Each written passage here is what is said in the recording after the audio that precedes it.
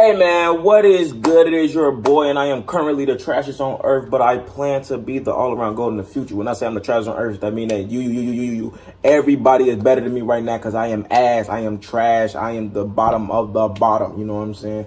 But I plan to be the all-around GOAT in the future, like I said. That just means that I plan to be the GOAT, greatest of all time, all around everything that I put my mind to in the future. That's how I got my name, Future All Around GOAT, aka FAAG, aka Fag, but I'm not a fag, aka for GOAT, but I'm not a faggot, I'm a for GOAT. You already know I ain't rocking, man. I'm finna rich top, man. I'm not gonna stop us, man. Fuck is you talking about? And side note, if you are gay, please do not feel offended about me saying fag or faggot. I'm not judging you in any way. I'm just saying that I'm not one based off the acronyms of my names because it can be confusing and a lot of people get confused with it. I'm just clearing that up. It's all love over here. Love yourself. Fuck what other motherfuckers is talking about. Be you know what I'm saying? But we finna get straight to this motherfucking video. The 5 career-ending injuries in the NHL. Man, let's get started, man. No cap. Bitch, they do this every fucking time. So this is a sad, really depressing topic, and I'm only going to be covering players that had their careers. This is a sad and really depressing topic, and I'm only going to be covering players that had their careers ended with an injury. So figures like Eric Lindros and Paul Kariya will not be on this list. Number 5, Trent McCleary, a hard-working fourth-line player who busted his ass to compete with the best. In 2000, when McCleary blocked a shot, the puck hit him on the throat and fractured his larynx. When he arrived to the bench, his lungs had collapsed due to the lack of oxygen. The medical staff had to break his jaw in order to allow more air to pass through. This type of injury isn't entirely rare, as even last year, Russian player at age 16, Orekov, had the same injury, which put him into a coma for 3 weeks and eventually passed away. It's unfortunate but fortunate that McCleary had lived through his injury. Although McCleary was signed to trial contracts after his recovery, the passage for air in his neck was reduced 15%, making it too dangerous for him to compete on a professional level, forcing him to hang up the skates under God's bad humor. Number 4, Chris Pronger. A winning team followed Chris Pronger. He was one of the best shutdown defensemen of his generation. He was tough to play against while controlling the pace of the game with his puck movement. However, a game against Toronto in 2011, Grabowski's stick hits Pronger in the eye after following through on a shot. The future Hall of Famer left immediately. When his teammates were asked about the incident, they said that it was scary. Pronger never let anyone know he was hurt. But at that very moment, all his teammates remember were the screams that he made. His absence was a massive blow to the Flyers' defensive core for the next few years. His symptoms included distortion of light and loss of peripheral vision 60-year-old in what? a few years. Eyes? His symptoms included distortion of light and loss of peripheral vision, making him physically unable to compete. He eventually returned for 5 games, but he just wasn't the same. He stated that sometimes his own kids scare him when they come hug him from the side because he just cannot see them coming anymore. Number 3, Pat LaFontaine. Pat LaFontaine is one of the best Americans to put on the skates. In 865 games, he has 1,013 points, but retired at the age of 33. When old-timers describe Pat, they say that he was just beautiful to watch. He was only 5. Whoa! That was you know we talk about injuries right here, but you know I fuck with the dangles, I fuck with the tricky shit. You know, hold on, this got sad, but it got a little hype real quick. It got a little hype real quick now. Don't do it. This was his strength and his ultimate downfall. Ooh, the shoulder to the right side of the head. Oh my. And in the 1997 season, he was hit on the head again, which put him out for that entire season. Now suffering 2 concussions in his career, it was over. The Sabres organization and doctors believed that Pat would retire and traded him for chump change for a guy who scored 91 points the previous year. When LaFontaine arrived in New York, he proved all doubters wrong and made the Sabres GM look like a goof because he tallied 62 points in 67 games. However, during that very season, LaFontaine collided with a teammate in practice and suffered yet another concussion. Only this time, he never returned to the NHL ice ever again. Number 2, Mark Savard. First of all, Matt Cook is a piece of shit. Out of all the skate-digging, knee-destroying, blindside hitting this guy has done, his whole career will be forever remembered as a guy that tried to injure and a guy that ruined Mark Savard's career. And after Mark Savard took a shot, Matt Cook came in with his elbow, accurately hitting Mark Savard in the head.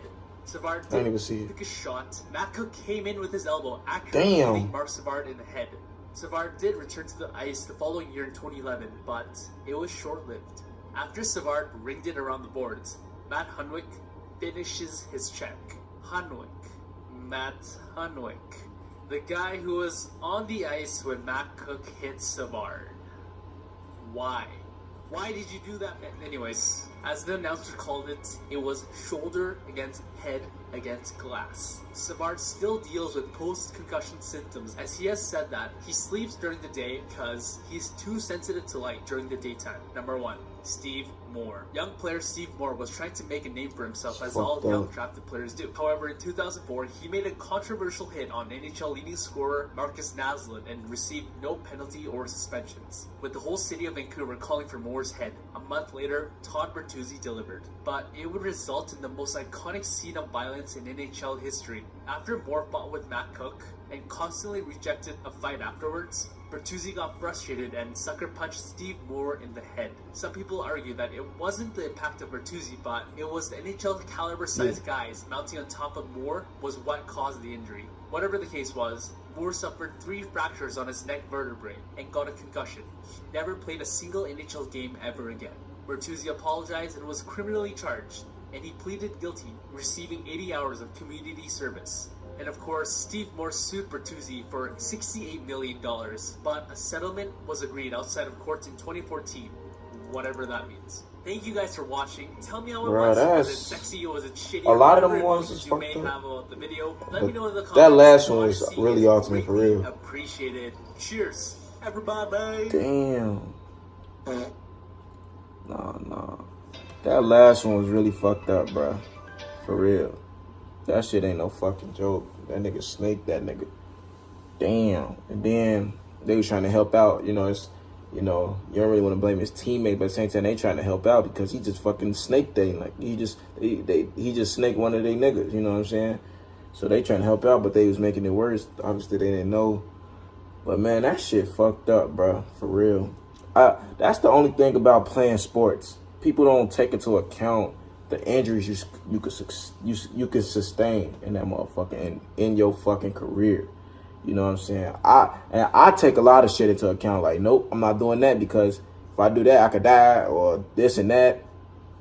I ain't even gonna lie. I don't even take some of those injuries into account. Like, you not really, I guess you kind of not supposed to. You should just play and, you know, whatever happens supposedly. But I don't know. I usually always think about shit like that. But man, like,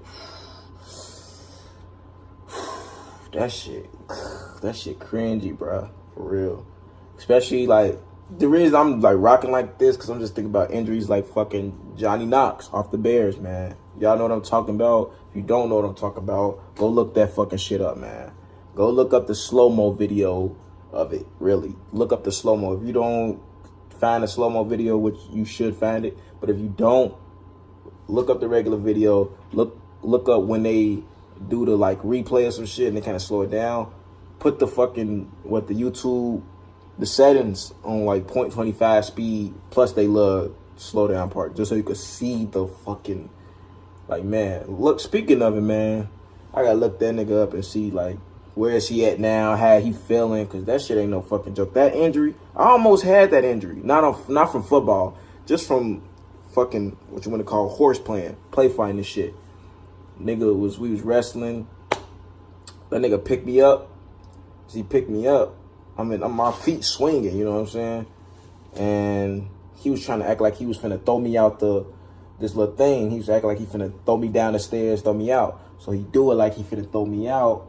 And like, it's kind of hard to explain, but he act like he throw me out. As he like swinging me, my legs fly out. And he like throw me, and then he like bend me. So like my legs end up like fucking, how can I say this? You know when girls do, well, I think it's called a front split, when they leg in the front and leg in the back. The leg in the back, both of my legs was like that in the back. And he tried to like kind of slam me on the ground. He tried, boom, like that. But my legs was behind me like that. And he did like that. And I was like, and I like, nigga, I was injured for a month or two, G. That shit ain't no joke, for real. I was fucked up. I remember I went back home and shit. I could not do backflips on the trampoline. My spine was fucked. But that's just some stories from you, whatever. But man, that was that motherfucking video. I'm talking too much, man. the 5 career-ending injuries in the NHL. Check my description below for the original video. My subscribers, total views, and social media at the time of this video. It's been your boy, and I am currently the trashiest on earth. That just means that everybody is better than me at everything because I am ass, I am trash. Nigga, I need to get slammed through the glass. Fuck you talk about. But I plan to be the all-around GOAT in the future. That just means that I plan to be the GOAT, greatest of all time. All around, everything that I put my mind to in the future. That's how I got my name, Future All-Around GOAT, aka FWG, aka Fag, but I'm not a fag, aka for GOAT, but I'm not a faggot, I'm a for GOAT. You already know how you're rocking. I'm finna restart and everyone's toppers, man. And if you're gay, please do not feel offended by me saying fag or faggot. I'm not judging you in any way. I'm just saying that I'm not one because people can get confused by the acronyms of my name, so I'm just clearing that up. Love yourself. Fuck what other motherfuckers talk about. Be you. But fuck is you talking about? And you know that I am out, yeah.